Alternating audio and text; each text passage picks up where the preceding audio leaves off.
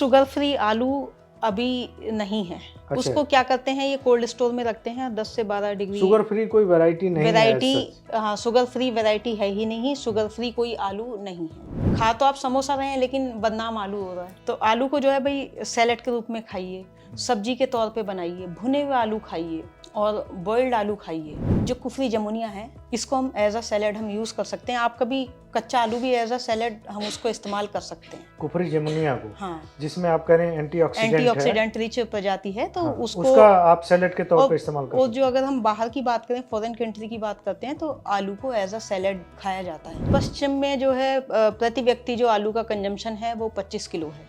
अच्छा, एक साल में एक आदमी 25 किलो आलू खा जाता है। और जैसे ही हम पूर्व की ओर बढ़ते चले जाते हैं, यानी कि बिहार की ओर या पूर्वी उत्तर प्रदेश की ओर, तो यहाँ पे जो है अमूमन जो है 40 से 50 किलो एक व्यक्ति जो है सालाना आलू खा लेता है। इतना क्यों बढ़ जाता है? क्योंकि वहाँ पे जो है आप देखिए लिट्टी हुआ, चोखा हुआ, आलू की तो सब्जी ज्यादा बिल्कुल, इस्तेमाल बिल्कुल, करते हैं, आलू की भुजिया बनाते हैं। अगर हम जैसे ही हम नॉर्थ ईस्ट यानी कि जो है शिलोंग की तरफ चले जाएं, मिजोरम की तरफ चले जाएं, तो यहाँ जो है आलू का जो कंजप्शन है प्रति व्यक्ति वो सालाना जो है 100 किलो है। आलू को जो है वर्ल्ड वार के समय पे एज अ करेंसी यूज करते थे। अगर मान लिया उनको जो है कुछ खाने का सामान लेना होता था, वो 4-5 आलू देते थे, तब उसके बदले में कोई भी सामान उनको, जब वस्तु विनिमय होता था। यस, तब जो है वस्तु विनिमय में आलू जो है बहुत ही अच्छा रोल प्ले करता था। तो एज अ करेंसी उसकी इम्पोर्टेंस ज़्यादा थी, क्योंकि आलू जो है सबको चाहिए था खाने के लिए। तो ये ट्रेडर्स भी जो है आलू के बदले में जो है सामान देते थे वर्ल्ड वार सेकेंड के टाइम पे। कुफरी का क्या कनेक्शन है इसका? जब ये संस्थान हमारा शुरू हुआ है CPRI 1956 से, कुफरी जो है शिमला से 16 किलोमीटर दूर है थोड़ा, और जगह जो कुफरी जगह है, ये एक जगह का नाम है। और यहाँ पे ब्रीडिंग प्रोग्राम यहीं से शुरू हुआ, कुफरी से।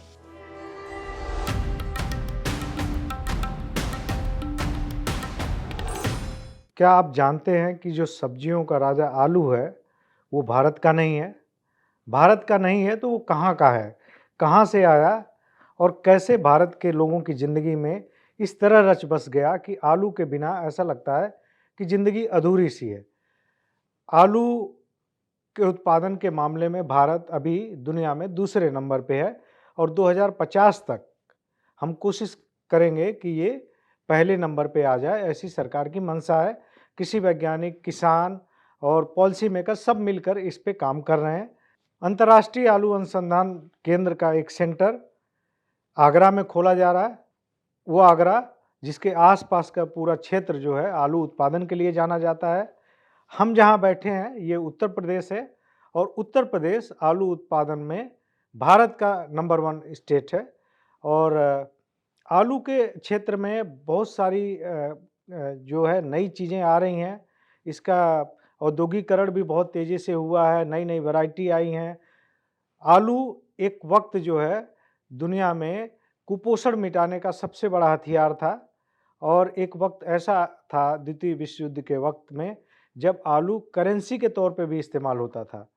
तो इन्हीं सारे मुद्दों पे, इसकी हिस्ट्री पे, इसकी वर्तमान जो अभी जो स्टेटस है, जो नई वैरायटी हैं, जो आने वाली वैरायटी हैं, इन सारे मुद्दों पे बात करने के लिए आज हमारे साथ हैं वरिष्ठ कृषि वैज्ञानिक डॉक्टर बबीता चौधरी। डॉक्टर बबीता चौधरी आलू अनुसंधान केंद्र जो है उसका रीजनल सेंटर है मेरठ में, वहाँ पे प्रधान वैज्ञानिक हैं और करीब 1 दशक से आलू के उसमें अनुसंधान पे काम कर रही हैं। इससे पहले करीब 1.5 दशक और अलग-अलग फील्ड में काम था। कुल मिला के करीब 2.5 दशक हो गया कृषि क्षेत्र की और किसानों की सेवा करते हुए। मूल रूप से उत्तराखंड से आती हैं, लेकिन इस वक्त इनकी पोस्टिंग मेरठ में है, जहां आलू अनुसंधान केंद्र का रीजनल सेंटर है। तो डॉक्टर बबीता चौधरी, आपका बहुत-बहुत स्वागत है हमारे अन्नगाथा पॉडकास्ट में। और हम कोशिश करेंगे कि अगले 1 घंटे के जो हमारा पॉडकास्ट है उसमें आलू के जो जितने भी पहलू हैं उस पे हम लोग बातचीत करें। हालाँकि इतना बड़ा फील्ड है, आलू इतनी बड़ी क्रॉप है कि उस पे आसानी से 1 घंटे में सब कुछ समा पाना संभव नहीं होता, फिर भी कोशिश करेंगे कि चीज़ें ज़्यादा से ज़्यादा कवर हों।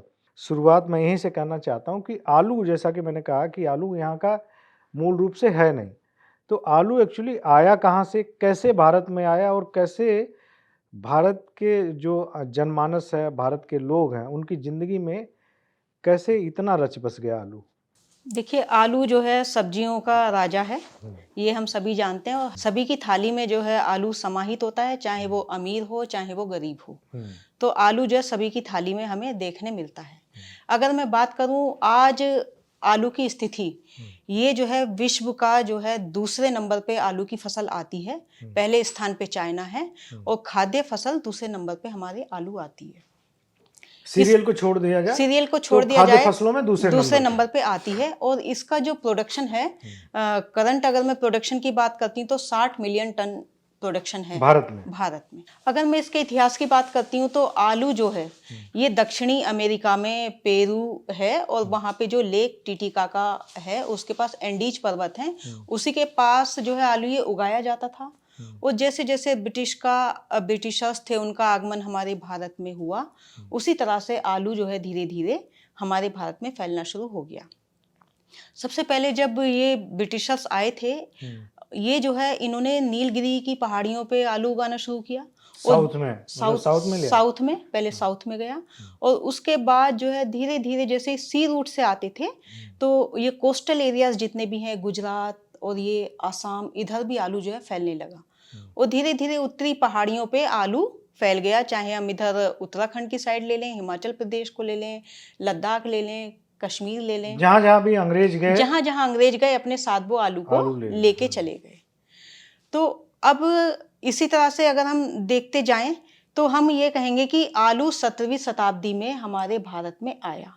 अच्छा, आलू हमारा 17वीं शताब्दी में आया और पुर्तगाली जो थे, जो व्यापारी थे, वो आलू को जो है अपने साथ लेके आए थे और धीरे पेरू से लेके आए थे। और जैसे पेरू से गया, पहले यूरोप में गया। अच्छा, पेरू से यूरोप में गया, फिर यूरोप के जो ट्रेडर्स थे पुर्तगीज, ये जो है धीरे धीरे इन्होंने भारत में आलू को फैला दिया। लेकिन एक जो मेन दिक्कत रही, जो वहाँ की प्रजातियां थी, हमारे यहाँ की जलवायु और वहाँ की जलवायु में बहुत ज़्यादा अंतर है, तो यहाँ पे इतना उन्नति वो नहीं कर पाई। तो फिर आलू क्योंकि सभी के जीवन में ये समाहित हो चुका था धीरे धीरे, क्योंकि इजी अप्रोच थी, इसको बहुत ठंडा क्लाइमेट भी नहीं चाहिए, गर्म भी नहीं चाहिए, सभी तरह के क्लाइमेट में आलू हो जाता है। पहाड़ी इलाकों में हो जाता है, मैदानी में हो जाता है और प्लस जो है हमारे कोस्टल एरियाज हैं वहाँ पे भी ये आलू हो जाता है, पैदा हो जाता है। तो फिर यहाँ पे जरूरत हुई कि भी आलू एक महत्वपूर्ण फसल है, अब इस पे जो है अनुसंधान शुरू किया जाए। तो 1935 में जो इंपीरियल कृषि अनुसंधान संस्थान, जो आज की डेट में IARI है, तो इसका पुराना नाम इंपीरियल ICR सब बिल्कुल इंपीरियल रिसर्च इंस्टीट्यूट था। तो इन्होंने क्या किया, सन 1935 में इसका एक आलू रिसर्च स्टेशन शिमला में खोला। ये अंग्रेजों ने खोला, शिमला में तो बहुत अंग्रेज रहते थे। हाँ, तो वहाँ पे जो है आलू के जो है प्रजनन का कार्य जो है 1935 में शुरू हुआ। अपनी सहूलियत के हिसाब से उन्होंने खोला। फिर उसके बाद फिर लगा कि आलू जो है काफ़ी फैल रहा है, तो उन्होंने एक फिर पूरा रिसर्च इंस्टीट्यूट पूसा बिहार में 1948 के करीब जो है, वहाँ पे पूरा रिसर्च इंस्टीट्यूट वहाँ पे जो है बना दिया और रिसर्च का वर्क जो है वहाँ पे शुरू हो गया पटना में। फिर उसके बाद 1958 में जब अर्थक्वेक आया तो उन्होंने शिफ्टिंग कर दी इसकी शिमला में। टोटल सेंटर बिहार से जो है हिमाचल प्रदेश में आ गया और तब से जो है फिर इस पे जोर शोर से जो है कार्य शुरू हो गया। तो पहले इन्होंने क्या किया कि जो हमारे यहाँ की इन्होंने क्लोनल सिलेक्शन किया, यानी कि आलू के जो कंद होते थे उसी से सिलेक्शन करके एक कुफरी रेड और एक कुफरी सफ़ेद, दो इन्होंने जो है क्लोनल सिलेक्शन जो है किए और आज जो है हमारा संस्थान केंद्रीय आलू अनुसंधान संस्थान ने 76 किस्में विकसित की हैं। अच्छा, तब से अब तक 76 किस्में जो है विकसित कर दी हैं और जो कि काफ़ी अच्छी किस्में हैं जो पूरे देश में जो है उगाई जा रही हैं। तो अगर मैं इसी तरह से जो दो मैंने आपको बताए क्लोनल सिलेक्शन थे, कुफरी रेड और कुफरी सफ़ेद, उसके बाद जितनी भी जो हमारी प्रजातियां हमारी विकसित हुई हैं वो सब संकर किस्म हैं। अच्छा। यानी कि हाइब्रिड। और ये जो दो आपने पहले बताई, ये देसी हैं। ये जो है देसी हैं, उसी से जो है दार्जिलिंग रेड राउंड से कुफरी रेड और जो है एक कुफरी सफेद जो है ये भी एक क्लोन का सिलेक्शन है। अच्छा, तो ये अपनी देसी किस्मों से हुआ। 2 देसी किस्में हाँ। थी, बाकी सारी जो है वो आपका हाइब्रिड है। हाइब्रिड है। अच्छा, फिर धीरे धीरे इस पे जो है काम शुरू हो गया। तो इसमें क्या करते थे, आलू उगाते थे हम पहाड़ियों पे, लेकिन पहाड़ियों पे बीज उत्पन्न नहीं हो सकता था, तो मैदानी क्षेत्रों को बीज उगाने का केंद्र बनाया गया। अच्छा, और संस्थान जो है तब से लेके आज तक डिफरेंट एस्पेक्ट पे जो है काम कर रहा है। अगर मैं कहूँ, आज संस्थान ने जो है भोज्य आलू पे काम कर रहा है। आज संस्थान प्रसंस्करण प्रजातियों पे जो है शोध कर रहा है। और जो है ये हीट टॉलरेंट जो वैरायटी होती हैं, ऊष्मारोधी जो प्रजातियां होती हैं, इन पे रिसर्च चल रही है। साथ ही साथ जैव संवर्धित जो किस्में होती हैं, यानी कि जिसे हम बायो फोर्टिफाइड कहते हैं, उसमें भी जो है अपना रिसर्च अच्छे से जो है कर रहा है। और जो आने के जो पाइपलाइन में जो रिसर्च है वो है बेबी पोटैटो पे। अच्छा, आने वाले 2-3 सालों में ये बेबी पोटैटो के बारे में थोड़ा सा बता दीजिए। ये क्योंकि नया टर्म उसके किसानों के सामने जाएगा, ये है क्या बेबी पोटैटो? देखिए, जो बेबी पोटैटो आज तक जो इस्तेमाल किया जा रहा था, जो आलू इस्तेमाल कर रहे थे, जो हम उगाते थे, उसमें जब ग्रेडिंग हो जाती है तो छोटे छोटे आलू बच जाते हैं। पहले जो है उसको जो है बेबी पोटैटो के रूप में आज वो बिक सब्जियों रहा में है। खड़ा इस्तेमाल करते हैं, जो इस्तेमाल करते हैं खड़ा आलू, साबुत आलू पूरा साबुत आलू इस्तेमाल करते हैं। जो छोटे आलू होते हैं उसको जो है 5 स्टार होटल्स में आप देखेंगे, और कभी भी मतलब जैसे आप वेस्ट बंगाल में जो है मछली के साथ मिला के इसको जो बेबी पोटैटो का इस्तेमाल करते हैं।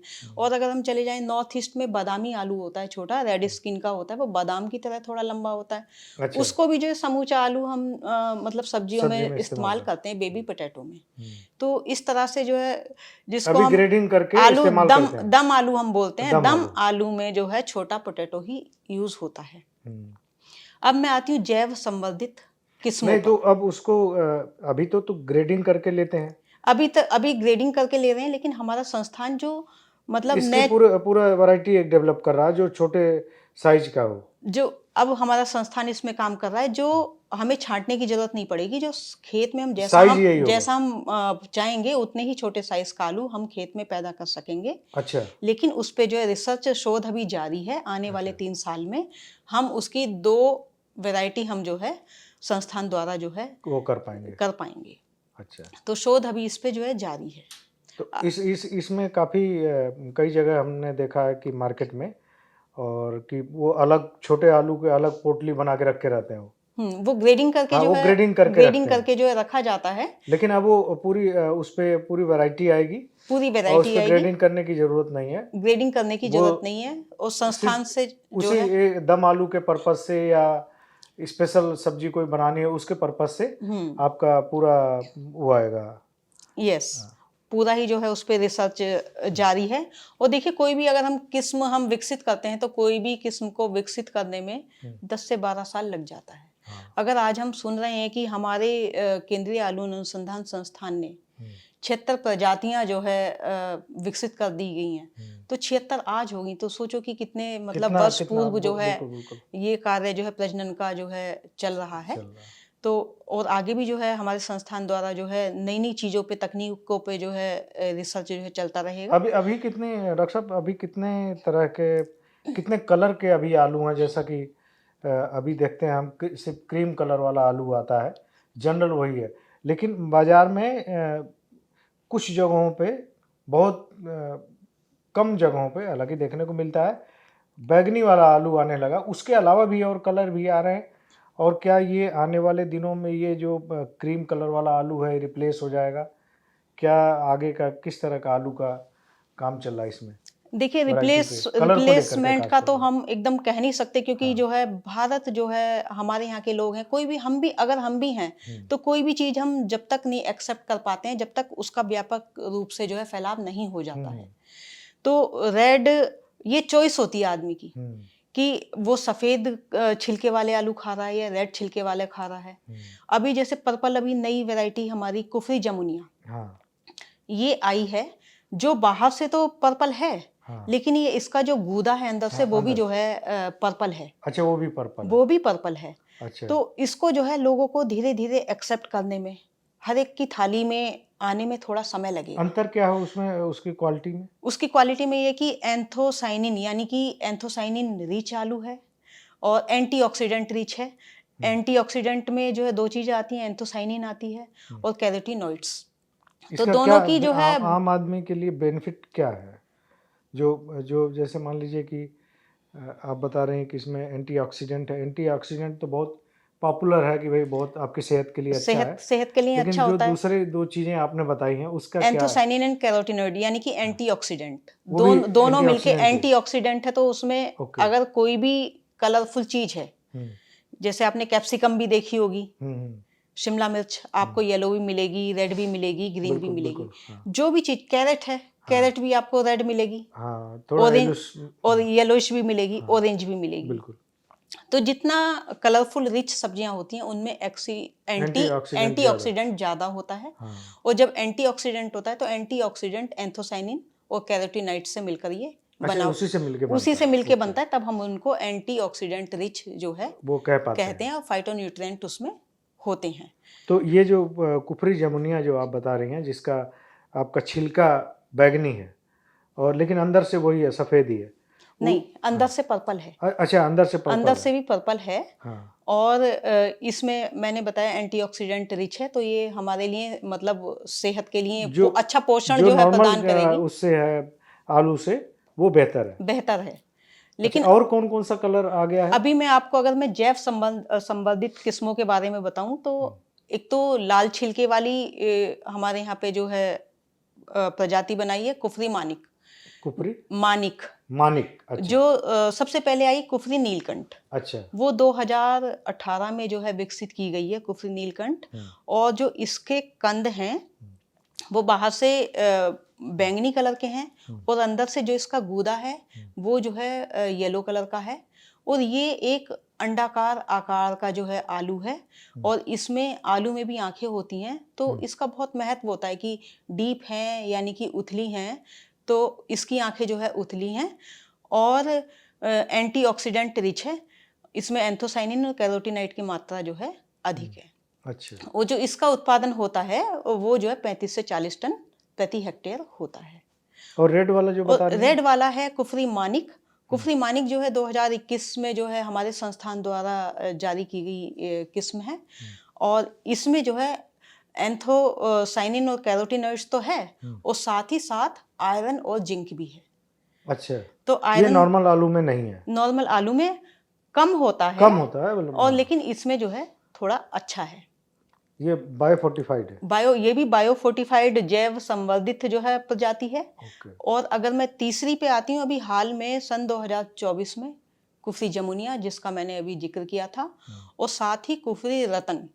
कुफरी जो रतन है इसका जो छिलका है बाहर से वो लाल रंग का है अच्छा और अंदर से जो है येलो कलर का इसका गूदा है।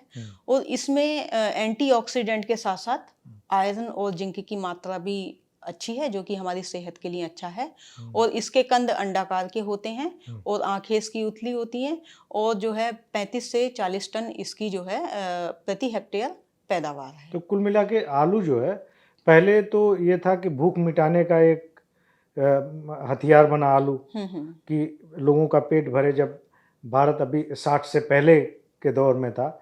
अब आलू जो है वो पोषण के लिए भी काम आएगा, जैसे कि आपने बताया कि एंटीऑक्सीडेंट है, जिंक है, आयरन है। तो अगर इनसे रिच है आलू तो वो पोषण के लिए भी काम आएगा, सिर्फ पेट भरने का माध्यम नहीं रहेगा। पेट भरने का माध्यम नहीं रहेगा और इससे हमें जो है अच्छा पोषण जो है हाँ, आलू वही से पोषण हमें प्राप्त होगा।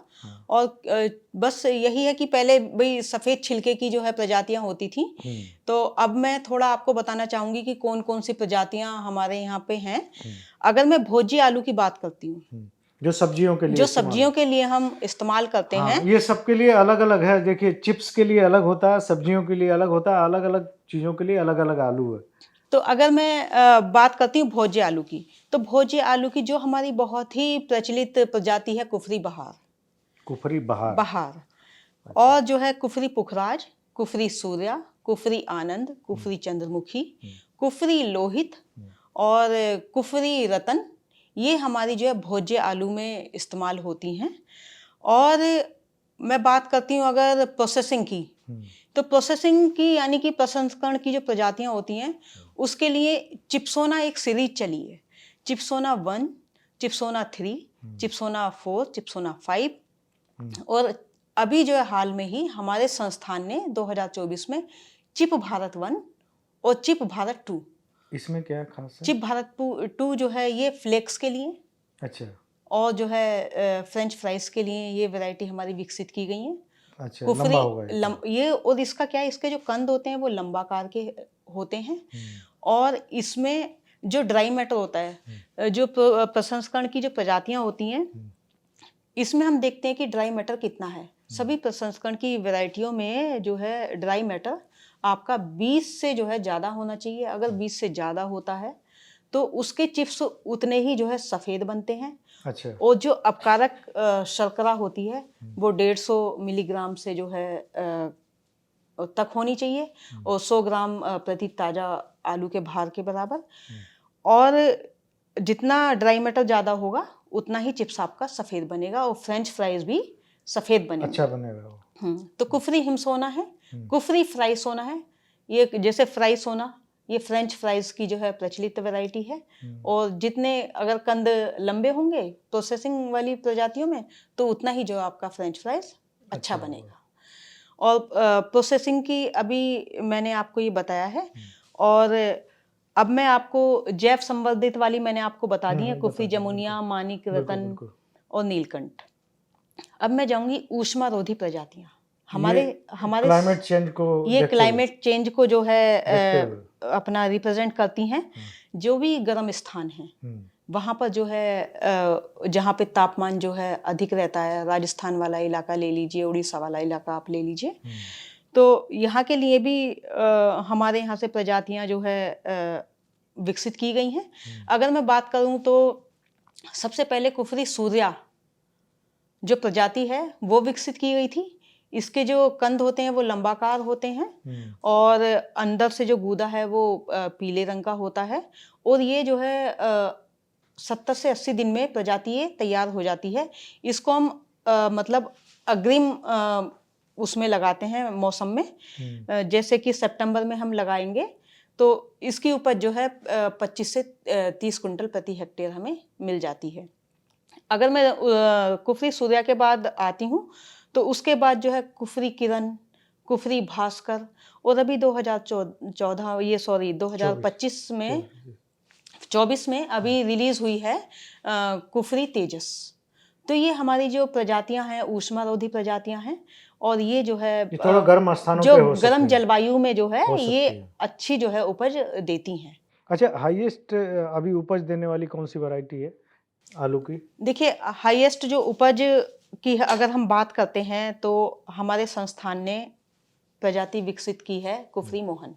कुफरी मोहन।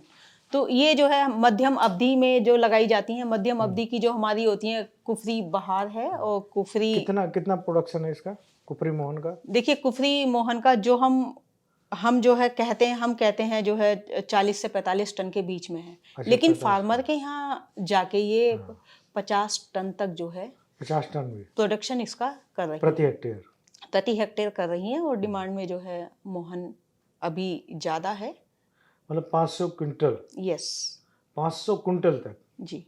तो ये दे रही है। कहाँ के लिए है ये कुफरी मोहन? हमारे उत्तर प्रदेश के लिए है। और क्योंकि अभी 5-6 साल पहले ही जो है विकसित की गई है प्रजाति, और धीरे धीरे देखिए कोई भी नई चीज आती है उसको प्रजाति अब एकदम तो स्वीकारता में थोड़ा समय लगता है। धीरे धीरे अब जो है डिमांड इसकी बढ़ रही है। आलू को लेकर ना, आलू बहुत ही इम्पोर्टेंट क्रॉप है। इसने भूख मिटाया, पोषण के लिए आप लोग काम कर रहे हैं, लेकिन 2-4 मिथ भी हैं इसको लेकर के। एक मिथ तो ये है कि इसको खाने से शुगर हो जाता है, और दूसरा मिथ ये है, मिथ है या क्या है, दूसरी के आप बता पाएंगे। दूसरी चीज़ ये है कि ये शुगर फ्री आलू होता है। तो दोनों चीज़ों का एक बार आप, जैसे चावल को लेके है कि चावल खाते हैं तो शुगर हो जाएगा, आलू को लेके है कि आलू को शुगर वालों की नज़र में विलेन बना दिया गया कि ये खाएंगे तो शुगर हो जाएगा। क्या इसमें कोई सच्चाई है? देखिए, शुगर फ्री आलू अभी नहीं है। अच्छा, उसको क्या करते हैं, ये कोल्ड स्टोर में रखते हैं 10 से 12 डिग्री। शुगर फ्री कोई वैरायटी नहीं है as वैरायटी, such? हाँ, शुगर फ्री वैरायटी है ही नहीं, शुगर फ्री कोई आलू नहीं है। अच्छा, ये ये सिर्फ स्कैम है फिर, ये अगर कोई सिर्फ कह रहा तो यस कि शुगर फ्री आलू की होता प्रजाति है, कोई बन गई है, तो अभी ऐसा ये स्कैम नहीं है, नहीं है। ऐसे नहीं। हाँ, इसको सिर्फ क्या करते हैं, कोल्ड स्टोर में एक जो है निश्चित तापमान पे रख देते हैं, 10 से 12 डिग्री सेंटीग्रेड पे।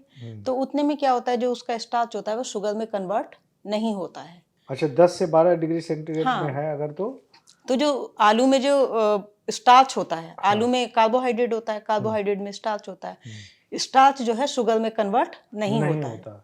कम टेम्परेचर में अगर हो जाता है, कम टेम्परेचर में जो है रहता है, हाँ, तो शुगर में कन्वर्ट नहीं होता है। वो जैसे ही कोल्ड स्टोर से निकाल के आलू मार्केट में आता है, तो वहाँ नॉर्मल टेम्परेचर होता है, तब जो है वो स्टार्च जो है शुगर में कन्वर्ट हो जाता है। ओह, तो ये एक मिथ्य है कि मतलब शुगर शुगर फ्री फ्री आलू आलू है, तो ये एक मिथ्य है। मिथ है, जी। कोई वैरायटी बनी नहीं। और कोई तो शुगर फ्री के नाम पे आलू पे कहीं भी आप धोखा मत खाइएगा, यस ये आम जनता को समझना चाहिए कि कोई ऐसा नहीं। और इसीलिए शुगर फ्री नहीं है, इसीलिए कहा जाता है कि ये इसे शुगर की मात्रा इसमें ज़्यादा होती है। शुगर की मात्रा वो कार्बोहाइड्रेट होता है, हाँ, स्टार्च जो है धीरे धीरे शुगर में बदलने लगता है जब ज्यादा पुराना आलू हो जाता है, अच्छा, तब वो आलू फिर खाने में थोड़ा मीठा हो जाता है। मीठा हो जाता है, हाँ, इसीलिए कहा जाता है इसीलिए कि जो भाई है शुगर वाले जो लोग हैं बिल्कुल वो उसको न लें, जी। उसको न लें। लेकिन अगर फ्रेश आलू खाएंगे तो फ्रेश आलू खाने में कोई दिक्कत नहीं है अच्छा, ना। फ्रेश आलू, हाँ, ना ही इससे मोटापा आता है।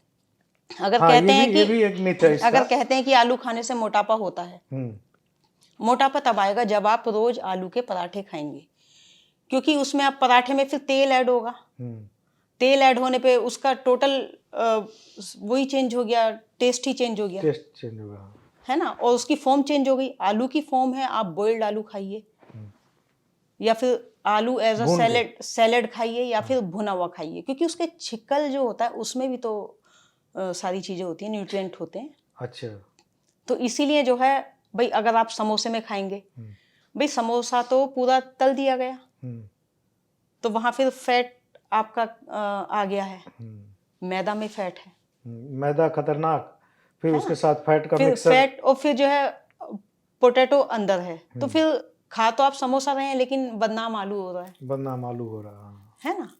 तो आलू को जो है भाई सैलेड के रूप में खाइए, सब्जी के तौर पे बनाइए, भुने हुए आलू खाइए, और बॉइल्ड आलू खाइए। अच्छा, सैलेड के रूप में इसको आलू को कैसे खा सकते हैं? जो कुफरी जमुनिया है, अच्छा, इसको हम एज अ सैलेड हम यूज कर सकते हैं। आप कभी कच्चा आलू भी एज अ सैलेड हम उसको इस्तेमाल कर सकते हैं। कुफरी जमुनिया को, हाँ, जिसमें आप कह रहे हैं एंटीऑक्सीडेंट है, एंटीऑक्सीडेंट रिच प्रजाति है, तो हाँ, उसको उसका आप सैलेड के तौर और, पे इस्तेमाल कर और सकते जो हैं। अगर हम बाहर की बात करें, फॉरेन कंट्री की बात करते हैं, तो आलू को एज अ सैलेड खाया जाता है। और इससे अच्छा, बहुत सी, अपने देश में तो कल्चर नहीं है अभी कल्चर नहीं है, वही मैं कह रही हूँ। जैसे बाहर हैं कलरफुल चिप्स आ रहे हैं, आपको जो है अंदर से पर्पल कलर के चिप्स मिलेंगे, येलो कलर के चिप्स मिलेंगे, रेड कलर के चिप्स मिलेंगे। और अभी उसी टोन में हम लोग जो है यहाँ पे उसी में रिसर्च काम कर शुरू रहे हैं कर रहे हैं। कि तो वो नेचुरल कलर में एक नेचुरल आपको कलर में जो है चिप्स चिप्स मिले। वगैरह मिले, तो वो कार्य हमारा जो है जारी है, और इस पे जो है शोध हमारा चल रहा है। तो आपने दो चीज़ों का भ्रम दूर किया, एक तो शुगर फ्री आलू नहीं होता, दूसरा आप कह रही हैं कि आलू खाने से मोटापा नहीं होता।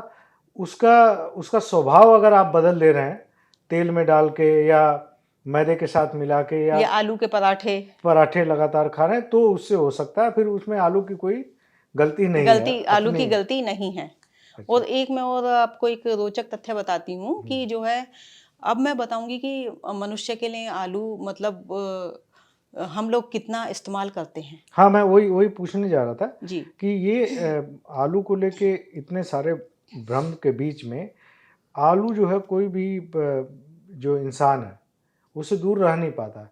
उसका प्रिय होता है, सब्जी होती है या और भी चीज़ें, चिप्स है, कहीं ना कहीं आलू उसमें है, उसके फूड में किसी न किसी तौर पे नमकीन आलू के बन रहे हैं, तो आलू से वो भाग तो नहीं पा रहा। मैं यही जानना चाह रहा था कि आलू का कंजप्शन को लेकर के क्या ट्रेंड है? नॉर्थ के लोग खाते हैं ज़्यादा, साउथ के लोग खाते हैं कि ईस्ट के लोग खाते हैं? कहाँ के लोग आलू ज़्यादा कंजप्शन कर रहे हैं और ओवरऑल कंजप्शन क्या है हमारा? देखिए, अगर हम अपने ही पश्चिम से शुरू करें तो पश्चिम में जो है प्रति व्यक्ति जो आलू का कंजम्पशन है वो 25 किलो है। अच्छा, सालाना एक साल में एक आदमी 25 किलो आलू खा जाता है। खा जाता है। और जैसे ही हम पूर्व की ओर बढ़ते चले जाते हैं, यानी कि बिहार की ओर या पूर्वी उत्तर प्रदेश की ओर, तो यहाँ पे जो है अमूमन जो है 40 से 50 किलो एक व्यक्ति जो है सालाना आलू खा लेता है। इतना क्यों बढ़ जाता है? क्योंकि वहाँ पे जो है आप देखिए लिट्टी हुआ, चोखा हुआ, और जो है चोखा बनाते हैं, आलू चोखा की तो सब्जी बहुत- ज़्यादा बिल्कुल, इस्तेमाल बिल्कुल, करते हैं, आलू की भुजिया बनाते हैं, हाँ, है ना? तो वहाँ पे खाते हैं। और जैसे अगर मैं पश्चिमी यूपी की बात करती हूँ तो यहाँ पे पराठा है। पंजाब में ले लीजिए, आलू के पराठे बहुत फेमस हैं। बहुत फेमस और ये समोसा हो गया, हाँ, टिक्की हो गया, टिक्की हो गया, हाँ। तो यहाँ पे इस रूप में खाते हैं। और हम ईस्टर्न यूपी में और बिहार की तरफ चले जाते चोखे हैं की तो वजह से ज़्यादा चोखे की वजह से हो गया, ज़्यादा और कंजप्शन आलू की सब्जी ज़्यादा खाते हैं, है ना? वो, और क्योंकि एक तो भाई सबके पहुँच में होती है, सस्ता भी है, सस्ता भी है, सबकी पहुँच में होता है, चाहे अमीर हो चाहे गरीब हो, तो हर एक कोई मतलब इसका इस्तेमाल करता है। तो चोखे के रूप में हो गया। अगर हम जैसे ही हम नॉर्थ ईस्ट यानी कि जो है शिलोंग की तरफ चले जाएं, मिजोरम की तरफ चले जाएं, तो यहाँ जो है आलू का जो कंजप्शन है प्रति व्यक्ति वो सालाना जो है 100 किलो है। 100 किलो 100 किलो। तो इतना अंतर कैसे है वहाँ पे आलू क्योंकि का? वहाँ पे देखा होगा महिलाएं जो है वर्किंग होती हैं, हाँ, महिलाएं ज़्यादा वर्किंग हैं। महिलाएं वर्किंग और हैं, मेघालय में तो हर जगह महिलाएं दिखती महिलाएं ही हैं, वर्किंग हैं डोमिनेट और करती हैं डोमिनेट वहाँ। करती हैं। हाँ, तो अब वो जो है उनको खाना भी बनाना है और बाहर भी जो है देखना है। तो आलू को वो कई रूपों में लेती हैं, उबाल के भी, उबाल के घर पे रख दिया तो नमक से खा लेते हैं, और भूंज के जो है वो अपने साथ जो है ले जाते हैं। और कभी भी उसको बनाने में आलू एक ऐसी चीज है, उसको बनाने में समय नहीं लगता। हाँ, चाहे आपको भूनने में हो, चाहे चाहे उबालने बॉईल में करना हो, हो। बॉईल करना हो, एकदम जो है तैयार हो जाता है। तो वहाँ जो है प्रति व्यक्ति जो कंजम्पशन है वो ज्यादा है। ऐसा जनरली लोग दिमाग नहीं लगाएंगे कि उधर ज़्यादा है। हाँ, और ओवरऑल इंडिया में कितना कंजप्शन है प्रति व्यक्ति ओवरऑल अगर देखा जाए तो ओवरऑल 50 किलो का आसपास 50 किलो के आसपास जो है हो जाता हो है। जाएगा ना? और देखिए, जो नॉर्थ ईस्ट की मैं बात कर रही हूँ ना, यूरोप में प्रति व्यक्ति ही जो है उसका भी सालाना कंजम्पशन जो है 100 किलो है प्रति व्यक्ति, यूरोप में। यूरोप वाले आलू ज़्यादा खाते हैं हमसे? यस, अच्छा, है ना? और वो किस चीज़ में इस्तेमाल नॉर्थ ईस्ट करते के हैं? बराबर खाते हैं। वो किस चीज़ में इतना इस्तेमाल करते वो हैं? भी बॉइल्ड, और जो है फ्लेक्स हो गए इसके, अच्छा, वो- फ्रेंच फ्राइज हो गए, है ना? तो ये फ्रेंच फ्राइज वगैरह ये तो सब बाहर की हैं। हाँ, तो मतलब हमसे ज़्यादा डबल है ऑलमोस्ट यूरोप वाले। यस, वेस्टर्न, अगर मैं पश्चिमी यूपी की बात करती हूँ या मिडिल यूपी की बात करती हूँ, यूरोप और नॉर्थ ईस्ट वो बराबर है। वो बराबर है। तो ओवरऑल भी हमारा हाँ, 45-50 केजी बिल्कुल है। बिल्कुल इतना है, उसका हिसाब से भी डबल ही है। उसके हिसाब से भी डबल है। डबल ही है, ओके। तो आलू के कई सारे पक्ष हैं, कई सारे उसमें देखिए वैरायटी अलग अलग बन गई, लेकिन उसके साथ मिथ जो हैं वो चलते रहते हैं। वो कोशिश है कि डॉक्टर साहब का जो बात बताई है वो उससे ये मिथ दूर होगा। आलू को लेकर के जो कई लोग ठगे जाते हैं कि ये शुगर फ्री है, उसका भी दूर होगा। मोटापे को लेकर जो आपने बताया वो भी है। आलू को ये जो है जो सेकंड वर्ल्ड वार के टाइम में आपने एक बार बताया था कि कैसे इसको करेंसी के तौर पे इस्तेमाल किया जाता था। इसमें कितना हद तक जो आप बता रही हैं सही है बात? देखिए, मैंने अभी एक आर्टिकल पढ़ा था, हाँ, तो उसमें था कि आलू को जो है वर्ल्ड वार के समय पे एज अ करेंसी यूज करते थे। अगर मान लिया उनको जो है कुछ खाने का सामान लेना होता था, वो 4-5 आलू देते थे, तब उसके बदले में कोई भी सामान उनको, जब वस्तु विनिमय होता था। यस, तब जो है वस्तु विनिमय में आलू जो है बहुत ही अच्छा रोल प्ले निभाता करता था। था। अच्छा, तो एज अ उसकी करेंसी इम्पोर्टेंस ज़्यादा थी। उसकी इम्पोर्टेंस ज़्यादा थी, हाँ, क्योंकि आलू जो है सबको चाहिए था खाने के लिए। तो ये ट्रेडर्स भी जो है आलू के बदले में जो है सामान जो है सामान देते थे वर्ल्ड वार सेकंड के टाइम पे। अच्छा, तो ये बहुत इम्पोर्टेंट बात है कि आलू को जो है करेंसी के तौर पे भी इस्तेमाल करते थे। अच्छा, आलू को अभी किसानों के उसमें जाए तो ये कंज्यूमर रिलेटेड बहुत बात हुई। किसानों के सामने एक बहुत बड़ा चैलेंज है, उनको अच्छा बीज नहीं मिल पाता। बीज की उपलब्धता क्यों इतनी कम है? क्या बीज का दाम तो ज़्यादा लगता है बनाने में, ज़्यादा दूसरे तरह की मेहनत होती है, क्यों इतनी बड़ी दूसरा सबसे बड़ा उत्पादक है हम, लेकिन बीज के लिए क्यों इतना क्राइसिस रहता है? उसके लिए सीपीआरआई कुछ कर रहा है कि बीज का ऐसा क्राइसिस न रहे? हर साल रहता है वो। देखिए सीपीआरआई के पास एक लिमिटेड एरिया है। हाँ बिल्कुल। लिमिटेड एरिया है तो वो लिमिटेड जो है सीड बनाता है हर साल। हाँ और हर साल जो है कि ऐसा नहीं है कि जो हमारा सीड अगर मान लिया जैसे एनएससी वगैरह की जो डीएसी की जो डिमांड होती है, उसके बाद जो सीड बचता है तो वो जो है किसानों को दिया जाता है। पहले आप लोग सीड बना के एनएससी को, हाँ डीएसी होती है, मतलब वहां से डिमांड आती है कि इतना क्विंटल हमें सीड चाहिए और इस प्रजाति का चाहिए, तो उस हिसाब से सीड दिया जाता है। तो डीएसी फिर क्या करती है, वो एनएससी होती हैं और जो लोकल एजेंसीज होती हैं उनको देती है, उनको देती हैं। और वो ये स्टेट गवर्नमेंट के जो डिपार्टमेंट होते हैं जो एग्रीकल्चर रिलेटेड, यस हॉर्टिकल्चर, वो हाँ सब। जी, हॉर्टिकल्चर डिपार्टमेंट, एग्रीकल्चर से रिलेटेड जो डिपार्टमेंट होते हैं हम्म, उनको जो है देते हैं। फिर वो जो है सीड बना के तब वो किसानों को देते हैं। और अच्छा। फिर भी हमारी कोशिश रहती है कि अगर उनके बाद जो सीड हमारा बच जाता है तो हम डायरेक्ट किसानों को देते हैं। और हम चाहते हैं कि हम प्रति मतलब हर एक किसान को जो है थोड़ा थोड़ा बीज चला जाए। और लेकिन थोड़ा किसान लोगों को भी जो है प्रयास करना चाहिए कि वो अपना बीज खुद बनाएं, अपना अच्छा। एक सीड ब्लॉक बनाएं। जैसे वो आलू उगाते हैं उसी में से ही जो है, मान लिया आप जो अभी 5-6 बीघा में आप अपना आलू का बीज प्लॉट सीड प्लॉट बना लीजिए। हाँ। और उसकी जो है देख रेख आप अच्छे से कीजिए और उसको आप एज अ सीड अगले साल के लिए उगाइए। हम तो प्रेरित करते हैं हर एक किसान को कि वो अपना सीड एज ए सीड क्या अलग करना पड़ता है उसको, किसान को? उसको देखिए एज अ सीड क्या है, उसको एक तो संतुलित खाद दी जाएगी, बहुत ज़्यादा खाद न दें। बहुत ज़्यादा खाद नहीं दी जाएगी। और जो है इरिगेशन भी उसको जो है ठीक से दिया जाएगा। और उसकी जो फसल रहेगी 80 से 90 दिन के बीच में आलू कंद की जो फसल होगी उसके हमें पत्ते काट देने हैं। अच्छा, नॉर्मल में नहीं काटना है? नॉर्मल में नहीं, जो आपके नॉर्मल में कंजप्शन के लिए लेना हाँ, उसमें क्योंकि नहीं हमें काटना है? हमें सीड साइज चाहिए। अच्छा। हमें उसको बड़ा नहीं करना है। अगर हमने बड़ा कर दिया तो फिर वो हमारा मार्केट में ले जाने के लिए हो जाता है। हम नॉर्मल जो तो आलू 80 की से 90 दिन का हो जाए। हाँ आलू की फसल एक्चुअली कितने दिन की होती है देखिए, आलू की फसल के सामान्य तौर पे? मैं आपको बताती हूँ। हाँ। आलू की फसल के हम जो है 3 ड्यूरेशन जो है करते हैं। एक तो होती है अगैती फसल। अगैती फसल जो है वो होती है 70 से 80 दिन की। अच्छा, यानी शॉर्ट कि ड्यूरेशन की होती है। हाँ, शॉर्ट ड्यूरेशन की होती है। और जैसे कि हम कहते हैं कि सितंबर में कि नया आलू आ गया, वो ये शॉर्ट ड्यूरेशन वाला। नया आलू क्या है, वो 100 ड्यूरेशन की क्रॉप है। उसको जो है 70 से 80 दिन में किसान निकाल लेता है और मार्केट में बेच देता है।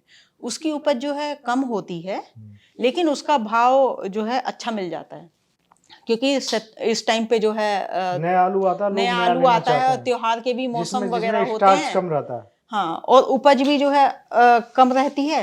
और आलू का दाम जो सही है मिल जाता है। आलू का जो है किसान को दाम अच्छा मिल जाता है। तो वो अगैती फसल हो जाती है। इसके बाद आती है मध्य अवधि की फसल। मध्य अवधि की फसल भी देखो 2 तरह की होती है। एक तो होती है आलू में अर्ली बल्किंग, यानी कि किस प्रजाति में जल्दी कंद बनने की क्षमता है, जैसे कि कुफरी बहार, कुफरी मोहन, कुफरी पुखराज। इसमें दिन में होती है? ये 90 दिन में जो है फसल ये वाली 90 दिन में तैयार होती है। तो इसको जो है इसको हम अगैती फसल के रूप में इस्तेमाल करते हैं, ले लेते हैं। और बाकी जैसे है कुफरी चंद्रमुखी हो गई, और जो है कुफरी लोहित है, और जो है हमारे यहाँ कुफरी मोहन। तो इन सबको मध्य अवधि की फसल में लेते हैं। ये होती है 90 से 100 दिन के बीच में तैयार। अच्छा। है ना, कुफरी लपकार है और कुफरी आनंद है। तो इनको हम जो है मध्य अवधि में तैयार कर लेते हैं। इसके बाद आती हैं लेट, जो पिछैती जिसको हम फसल बोलेंगे, और ड्यूरेशन इसका थोड़ा लॉन्ग होता है। ये हमारी 100 से 110 और 120 दिन तक होती है। इसमें जो है हम जो 120 दिन तक जो हम प्रजाति ले जाते हैं वो होती है प्रोसेसिंग वाली, क्योंकि खेत में आलू जब रहता है तो क्या होगा, उसका जो ड्राई मैटर बढ़ जाता है, पूरा पक जाता है, पूरा पक जाता है। और ड्राई मैटर जब ज्यादा रहेगा, 20% से ज्यादा रहेगा, तो उसके चिप्स अच्छे बनेंगे, फ्रेंच फ्राइज अच्छे बनेंगे। इसीलिए उसका ड्यूरेशन ज्यादा होता है। ड्यूरेशन जो है 100 से 120 दिन तक होता है। तो वो पिछैती तो कुल मिला के मतलब ये मान सकते हैं कि 100 से 110-120 दिन तक की वैरायटी होती है। हाँ, वैरायटी तो अगर होती है। सीड के लिए आप इस्तेमाल कर रहे हैं तो वो 80 से 90 दिन में 80 आप से 90 दिन में तैयार कर लें। उसका वो जो तना है वो सब काट दें। हाँ, काटने से क्या होगा, वो उसकी जो देखिए काटना, कंद है बड़ा नहीं होगा। कंद जो है पहली बात बड़ा नहीं होगा, और जो जब हम उसकी खुदाई करेंगे 7 से 8 दिन बाद, लगभग हम 1 हफ्ते बाद जो है आलू की खुदाई शुरू करते हैं, वो काटने तो का तना उसका काटने जो का। छिलका होता है वो थोड़ा मजबूत हो जाता है। तो सीड के लिए काम सीड करना के जरूरी लिए है। जो है वो आलू अच्छा होता है। 40 से 50 ग्राम का आलू सीड के लिए बढ़िया होता है। और आप कह रहे हैं कि ये जो है उसका सबूत आलू पूरा जब उसमें अंकुरण आ जाए तो वही लगाना चाहिए, वही लगाना चाहिए। काटने ये की मैं बजाय। थोड़ा आपको हमारे पूर्वी यूपी में हमने भी देखा है अपने यहाँ कि वो काट के लगाते हैं, उसका अंकुरण उसमें ले लेते हैं, एक आलू के 2-3 हिस्से कर लेते हैं। हमारा जो संस्थान है हाँ। आलू को काट के लगाने की संस्तुति नहीं नहीं करता करता, है। अच्छा। और हम लोग जो है, हमारी यही कोशिश रहती है कि सभी लोग जो है किसान भाई जो है समूचा आलू जो है खेत में लगाएं, और जो 40 से 50 ग्राम या 60 ग्राम तक का आलू जो है खेत में लगाएं। और कोल्ड स्टोर से जैसे ही निकलता है तो उसको क्या करें कि 7-8 दिन के लिए छायादार स्थान पे उसको सुखा दें, और उसमें जो है अंकुरण अच्छा होगा। अंकुरण जैसे ही अच्छा होगा उसके बाद जो है खेत में उसकी बिजाई जो है कर दें। थोड़ा मैं और इसके बारे में बताती हूँ। अगर जैसे किसान भाई हैं शुरू में खेत की तैयारी अच्छे से कर लें, पहले खेत में अच्छे से जो है पलेबा कर लें। पलेबा करने के बाद जो है खेत की अच्छे तरीके से जुताई कर लें, और जुताई करने के बाद जो है उसमें गूल जो है निकाल लें, और गूल में जो है आलू रखें, और आलू से आलू की दूरी जो है 20 सेंटीमीटर रखते हैं, और गूल से गूल की दूरी 60 भी रखते हैं, 66 भी रखते हैं। और आलू की जो गहराई होती है लगाने के लिए वो 10 से 12 सेंटीमीटर उपयुक्त होती है। अच्छा। और जो इसमें नत्रजन जो हम डालते हैं वो हम डालते हैं, नत्रजन डालते हैं 180 किलो यूरिया, और जो है फास्फोरस डालते हैं 80 किलो, और जो है पोटाश डालते हैं वो डालते हैं 100 किलो। तो अच्छा। इसमें हम क्या करते हैं, प्रति हेक्टेयर की मैं आपको बता रही हूँ, प्रति हेक्टेयर में जो हम इस्तेमाल करते हैं। और इसमें स्टैंडर्ड है ये, और प्रोसेसिंग के लिए थोड़ा हम ज़्यादा करते हैं। अच्छा। और इसको जो आधी मात्रा होती है, पोटाश जरूरी है, पोटाश जरूरी आलू है, में पोटाश आलू से दाने अच्छे बनते हैं। बिल्कुल। और दूसरी बात, जो इसकी आधी मात्रा होती है, खाद की जो आधी मात्रा होती है वो हम बुवाई के समय में डालते हैं। ये जो मात्रा आपने बताई ये टोटल है या बुआई के समय? अभी जैसे मैंने टोटल बताई थी 180, हाँ। और जो है 80 और 100 यानी कि NPK, अच्छा। Nitrogen phosphorus potash. हाँ। और ये टोटल 1 हेक्टेयर की मैंने जो है आपको मात्रा बताई है। ठीक है। और अगर हम जैसे बुवाई के समय में आधी मात्रा हम बुवाई के समय में डाल लेंगे, तीनों का मिक्सचर बना के खेत में डाल लेंगे गूल बनने से पहले। और इसके बाद जो दूसरी हम जो है आधी बची हुई शेष मात्रा है वो हम डालेंगे जब हमारी फसल जो है लगभग 30 दिन की हो जाएगी, और अर्दिंग अप जब होता है, जब मिट्टी चढ़ाने का काम होता है आलू पे, उस वक्त जो है हम दूसरी डोज जो है इस्तेमाल कर लेते हैं। अच्छा। तो अच्छा, ये तो बताया मैंने नाइट्रोजन का। और अब मैं बताती हूँ सिंचाई। सिंचाई जो है हमें जब आलू में करते हैं, पहले बताया कि पलेबा करके ही आलू को लगाएं, उसके बाद जब नमी रहनी चाहिए। हाँ। उसके बाद जब हम बिजाई, आलू की बिजाई कर देते हैं तो उसके 4-5 दिन बाद जो है हमें पानी जो है, प्रथम पानी हमें दे देना चाहिए, और फिर दूसरा पानी जब अर्दिंग अप कर देते हैं तो उसके जो है तुरंत बाद जो है हम पानी देते हैं। आलू में लगभग जो है 5 से 6 सिंचाई की जरूरत पड़ती है।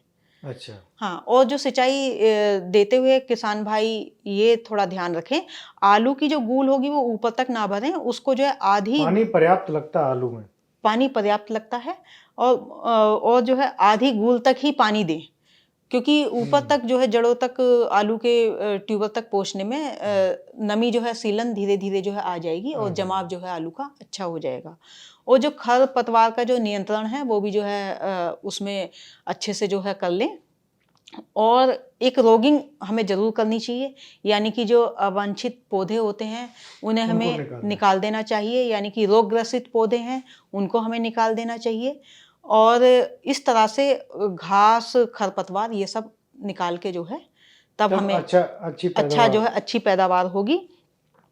और हमें एक जो है विशेष ध्यान, जैसे है भाई बीमारी आने का अगर प्रकोप है तो कौन सी जैसे बीमारी इसमें सबसे ज़्यादा लगती हो? तो जैसे अभी अभी क्या है, बुआई लगभग ख़त्म हो गई है।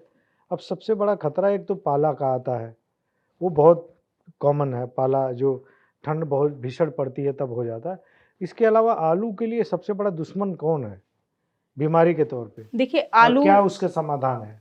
जैसे आलू की फसल में लगाते हैं, हम्म, 10 दिन पे हमें जो है एक, क्योंकि एफिड जो है आने का वो दिक्कत रहता है अगर हम पत्ती माहू। हाँ, माहू जो होता है एफिड है, और ये वाइट फ्लाई अच्छा। सफेद मक्खी होती है। अगर हम उसकी पत्ती को आलू की पलट के देखते हैं तो सफेद मक्खी मतलब दिख जाती है, नेकेड आइज से जो है अच्छा। दिख जाती है। तो जैसे 10 दिन बीत गए हैं तो इम्डा क्लोप्रिड वो है इंसेक्टिसाइड है, इसकी जो है हम स्प्रे हम कर सकते हैं। इसकी जो है 4 ml प्रति 10 लीटर में मिला के हम छिड़काव जो है कर सकते हैं। अगर इसका असर दिख रहा है, अगर सफेद दिख मक्खी, रहा है तब तब जो है आप वरना नहीं स्प्रे, करना। वरना आप नहीं करिए। और फिर इसके बाद जो है फिर अगर मान लिया फिर रहता है एक उसका झुलसा रोग, लेड ब्लाइट। तो लेड ब्लाइट के लिए हम जो है मैनकोजेब को जो है हम रिकमेंड करते हैं। तो उसका भी जो है 2 ग्राम प्रति लीटर के हिसाब से जो है घोल बना के छिड़कते हैं। और तीसरा अगर फिर आता है उसमें एफिड, और ये फिर एफिड बाद में भी लगता है? वो ये सुंडी वाली जो होता है और अच्छा। कटवर्म होता है। अच्छा। ये फिर बाद में जो है ये जनवरी के लगभग दिसंबर एंड में आता है। ये आ जाता है। हाँ, तो या इसमें थोड़ा तना बड़ा हो तना जाता बड़ा है हो जाता, माइट्स आती हैं। हाँ। तब जो है इसमें फिर हम ये इम्डा क्लोपिड मैंने अभी आपको बताया था, और अब है या तो इम्डा का कर दीजिए या फिर क्लोरोपाइरीफॉस का जो है आप अगर स्प्रे लग उसमें रहा कर है दीजिए, तो। लग रहा है तो। अदरवाइज जो है कोई दिक्कत नहीं है। और अगर मैं मैच्योरिटी की बात करूं, हमें मैच्योरिटी अगर एक से ही अगर मान लिया हमारे 80 या 90% पत्ते जो है पीले हो जाते हैं, तब जो है हमारी फसल परिपक्वता की ओर होती है। तो किसान भाई को देखते ही जो है पहचान लेना। 80-90% अगर हाँ, पीला पीला है, पड़ना लग पीला जाए पड़ना लग तो जाता समझ है। लीजिए कि उसका पूरा हाँ, कंद बन गया, कंद बन गया ठीक है, है, और पक गया लगभग। पक गया है। अच्छा। और जो हार्वेस्टिंग के टाइम पे विशेषकर जो है ध्यान रखना चाहिए कि 10 दिन पहले पत्ते काट दें, और पत्ते काटने के 10 दिन बाद में जो है खुदाई करें और आलू को जो है छायादार स्थान पर रखें और ढक कर रखें। कटा फटा आलू जो है उससे निकाल दें, क्योंकि फिर नहीं तो उसमें सड़न जो है पैदा हो जाती है। और छायादार स्थान पे ही जो है आलू को जो है रखें। अच्छा, एक चीज़ और है इसमें कि आलू को लेकर के आलू की खेती बहुत बड़े पैमाने पे भारत में हो रही है।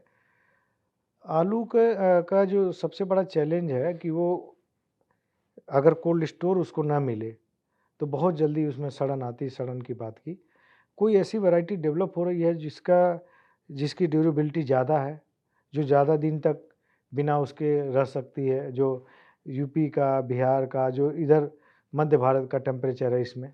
देखिए अभी तो किसान भाई ऐसा नहीं करते हैं, अच्छा। क्योंकि आलू के बीज में एक यही थोड़ा दिक्कत है कि इसको कोल्ड स्टोर में रखना पड़ता है। पहले इंडिजिनस तरीके से करते थे लोग, जो है जमीन के अंदर जो है अपना हाँ, हीप रखते थे। लगा के नहीं, रखते वो थे। तो बीज का मामला तो अलग है, लेकिन जो सामान्य आलू हम खा रहे हैं उसके लिए भी ये होता है कि आपको उसको भी छायादार स्थान पे ही जो है रखते हैं। अभी कितने दिन तक वो बिना कोल्ड स्टोर के रह सकता है? बिना कोल्ड स्टोर के 2 से 3 महीने जो है आलू इतना सही रहता चलता है अगर छायादार स्थान पे रखेंगे तो। और सबसे बड़ी ये क्या होता है, जो आलू को हम सूर्य के प्रकाश में नहीं रख सकते। आलू क्योंकि तना है, आलू जो है कंद से होता है, लेकिन आलू को हम तना कहते हैं। अच्छा। अगर जैसे ही ये सूर्य के प्रकाश में आ जाएगा तो आलू हरा होना शुरू हो जाता है। अच्छा। जब वो हरा होना शुरू हो जाता है तो ग्लाइको एल्कलाइड उसमें बढ़ जाते हैं। अच्छा। तो कहते हैं कि हरा आलू खाना नहीं चाहिए, उसको जो है निकाल देना चाहिए, हरे आलू को। जो हरा हिस्सा हो आलू में। हाँ, तो उसको जो है ग्लाइको एल्कलॉइड की मात्रा उसमें बढ़ जाती है। अच्छा। और इसीलिए जो आलू को हम सूर्य की रोशनी से हटा के रखते हैं। अच्छा, तो जो हरा हिस्सा होता है वो ठीक नहीं है? वो खाने के लिए ठीक नहीं है। अगर आलू अंदर से जैसे कई आलू में आ जाता है, सब्जी काटते काटते दिखता है कि भाई कहीं आप भूनने के लिए ले जा रहे हैं या सब्जी बनाने के लिए ले जा रहे हैं, तो कोई काट रहा उसमें दिख गया एक किनारा उसका हरा है। तो उसको हटा देते हैं। अच्छा, उस आलू को हटा देना चाहिए। अगर क्या अंदर ये से जो केमिकल आप बता रहे हैं ये ग्लाइको एल्कोलाइड, ये ठीक नहीं है ये सेहत के ठीक लिए? नहीं है, सेहत के लिए ठीक नहीं है थोड़ा। अच्छा, हाँ, तो ये हानिकारक भी ये होता आम है। लोगों को जानने वाली एक चीज़ है, बहुत महत्वपूर्ण चीज़ है कि अगर हरा है आलू का कोई हिस्सा तो कोशिश करें उसको निकाल ही दें। क्योंकि आलू एक मॉडिफाइड तना है, स्टेम अच्छा, मॉडिफाइड स्टेम है, हाँ, और ये तना आलू ये तना ही प्रकाश है। संश्लेषण की तो प्रक्रिया हाँ, शुरू कर बिल्कुल देता शुरू हूँ। कर देता है। जहां से भी अगर आलू, हाँ, अगर हम खेत में भी लगाते हैं तो हमारी कोशिश रहती है कि आलू पूरा अंदर ही रहे, ढका अच्छा, रहे। अच्छा, जहां से अगर मान लिया जहां से सूर्य की रोशनी आलू पे पड़ेगी तो वहां से आलू हरा शुरू हो जाएगा, और वहीं से ही उसमें अंकुरण होना शुरू हो जाता है। फिर जो है प्लांट बनने फिर वो लगता खराब है, हो जाएगा, खराब हो खाने के जाता लिए है, नहीं खाने के रहेगा, लिए उपयुक्त नहीं होता है। उपयुक्त नहीं रहेगा। और एक भ्रम और रहता है लोगों को कि जो है अगर हम आलू खाते हैं अंदर से कई बार हम्म, लाल धारी टाइप की आ जाती है, हाँ आती है, बिल्कुल आती है। तो वो आपकी सेहत के लिए अच्छा आलू है। अच्छा, जो उसमें लाल लाल धारी है, धारी आती है तो वो हाँ, अच्छा एंटीऑक्सीडेंट रिच आलू वो होता अंदर है। जो पड़ गया सफेद यस, आलू में, सफेद आलू में रेड कई बार होता है, जैसे हाँ, बरेली रेड है, हाँ, वहाँ की बरेली रेड वहाँ का लोकल कल्टीवार है, तो हम्म, वहाँ जो है अंदर से काटोगे तो उसमें लाल धारी आती है। वो ठीक है, वो खाने के लिए अच्छा है क्योंकि उससे एंटीऑक्सीडेंट रिच डरना है, नहीं चाहिए। उससे डरना नहीं चाहिए। अच्छा, ये भी बहुत महत्वपूर्ण बात है। अच्छा, डॉक्टर साहब ये जो चिप्सोना वाला जो अभी चल रहा है, काफ़ी काफ़ी कंपनियां आ गई हैं, काफ़ी विदेशी कंपनियां भी भारत में आ गई हैं। तो आलू को अगर सब्जियों के लिए, चोखा के लिए उसके उससे अलग हटके अगर सिर्फ उसकी मार्केटिंग करनी है बड़ी कंपनियों के लिए, तो उसके लिए चिप्सोना के अलावा और कौन-कौन सी जो वैरायटी हैं जिस पे काम कर ले आदमी? और उसका अभी कितना फैलाव हुआ है? जैसे देखिए आईफ़ोन वगैरह कई सारी देखिए कंपनियों का हाइफन है, कई सारी आ गई हैं। एग्रिस्टो है, हाँ, मेकिन्स है, हुँ, और लेम्बस्टन है। हुँ, ये बाहर की कंपनियां यहाँ पे आई हैं क्योंकि यहाँ पे इनको जो प्रोड्यूस आलू का अच्छा मिल जाता है। हुँ, भाई आप पूर्वी उत्तर प्रदेश है हुँ, तो वहाँ से प्रोडक्शन काफ़ी अच्छा होता है। हुँ, पश्चिमी उत्तर प्रदेश है, यहाँ बीज के लिए ज़्यादा उपयुक्त स्थान है। अच्छा। तो ये कंपनियां जैसे चिप्स वाला कहाँ पे आलू ज़्यादा पैदा हो रहा?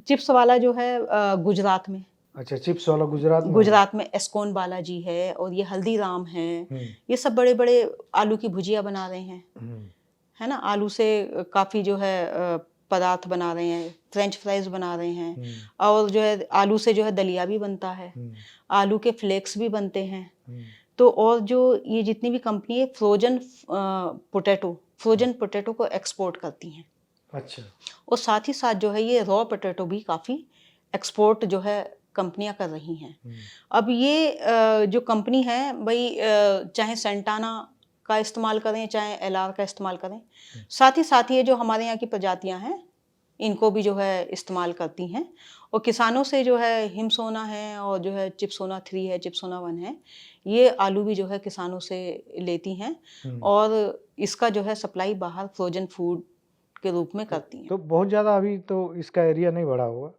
अभी शुरुआत ही है। नहीं, सो प्रोसेसिंग का तो हमारा काफ़ी टाइम से चल रहा है, और अच्छा, काफ़ी जो इंडस्ट्रीज़ वालों के साथ हमारे ट्रायल भी प्रोसेसिंग के लगते हैं।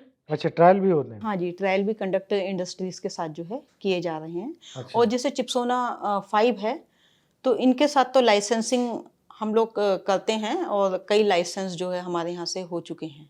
अच्छा, हाँ, तो किसान इसको ले रहे हैं, और जो क्या करते हैं फिर ये उगा के और फिर इनको कंपनीज़ को जो है सेल करते हैं। मैं 2 छोटी-छोटी और जानकारी चाहूँगा।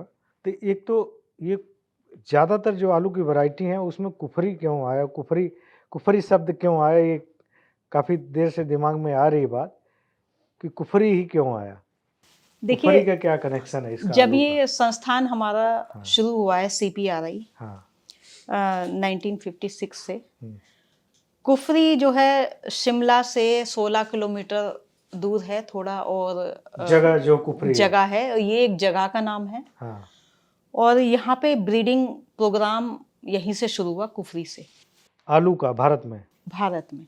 अच्छा, प्रजनन का जो कार्य शुरू हुआ वो जो है कुफरी से शुरू हुआ।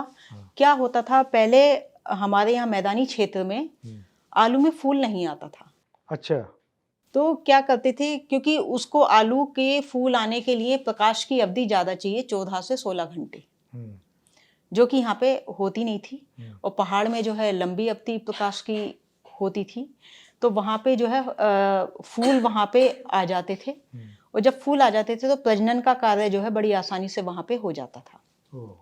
और वहाँ से जो है बीज बना लेते थे, टीपीएस जैसे टमाटर का बीज होता है, सत्य आलू बीज, उसको बनाया, फिर प्लेन्स में लाके उसकी नर्सरी वगैरह बना के फिर यहाँ पे जो है आलू को अपना उगा के उसकी जनरेशन जो है इस तरह से उगाते कुफरी थे। का नाम तो जुड़ वो गया। इसलिए जो हमारा संस्थान हिस्टोरिक जो है एक और जो भी evidence हमारी मतलब प्रजाति होगी उसके आगे कुफरी जरूर लगा होगा, क्योंकि ये जगह को डिनोट करती है। अच्छा, ओके। और अब धीरे धीरे हम हमारे यहाँ पे भी हमने भी यहाँ पे ये इसका आलू का जो ब्रीडिंग ब्लॉक एक यहाँ पे बना लिया है CPRI मोदीपुरम मेरठ में। अच्छा, और इसमें हमने क्या किया है, सोडियम लाइट हमने एक निश्चित डिस्टेंस पे लगाई हुई है, अच्छा। और जिससे कि उसकी जो है 14 से 16 घंटे की प्रकाश की अवधि तो पौधे प्रकाश को मिल संश्लेषण जाती के है, लिए कि रात में भी उसको लाइट मिलता रहे, लाइट मिलता रहे, मिलते और रहे। कम से कम 14 से 16 घंटे की लाइट आलू के पौधे को मिल जाए और प्रकाश संश्लेषण होता रहे, और जो है उससे क्या फिर फूल आपकी फ्लावरिंग होने लगेगी। तो हम क्रॉसिंग का प्रोग्राम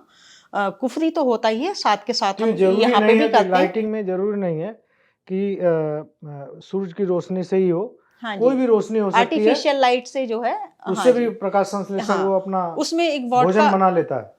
हाँ जी, एक वॉट का होता है भाई, इतने वॉट की लाइट जो है सोडियम वेपर वाली ये लाइट होनी चाहिए, सोडियम अच्छा, लाइट होनी चाहिए। तो सोडियम लाइट होनी हाँ चाहिए, जी, तो उसको जो है एलईडी और ये सब नहीं। नहीं, अच्छा, सोडियम लाइट है, और निश्चित उसकी डिस्टेंस होती है, हर एक पौधे को जो है लाइट मिले, और उससे जो कंप्लीट 14 से 16 घंटे की प्रकाश की अवधि जो है उसको मिल जाएगी, तब जो है फिर यहाँ पे फ्लावरिंग शुरू हो जाती है, और प्रजनन का कार्य यहाँ पे भी अब आसानी से हो जाता है।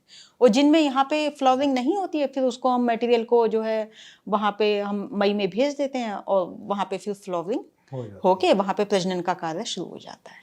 आपने काफ़ी सारे इसके हिस्ट्री से लेकर के, इसकी वैरायटी को लेकर के, इसके मिथ को लेकर के तमाम चीज़ें हमें बताई हैं। उम्मीद करता हूँ कि ये जो पॉडकास्ट है ये हमारे किसान साथियों को और आम लोगों को सबको बहुत पसंद आएगा, क्योंकि इसमें कंज्यूमर के रिलेटेड भी बहुत सारी चीज़ें हैं, किसानों के रिलेटेड तो वही हैं। तो डॉक्टर साहब आप यहाँ पे आई हैं और आपने बहुत कीमती समय निकाला, और इसके लिए आपका बहुत बहुत धन्यवाद। और उम्मीद करता हूँ कि फिर कभी आपसे एक अलग मुद्दे पे बातचीत होगी, और तब तक के लिए आपका बहुत बहुत धन्यवाद। धन्यवाद, नमस्कार।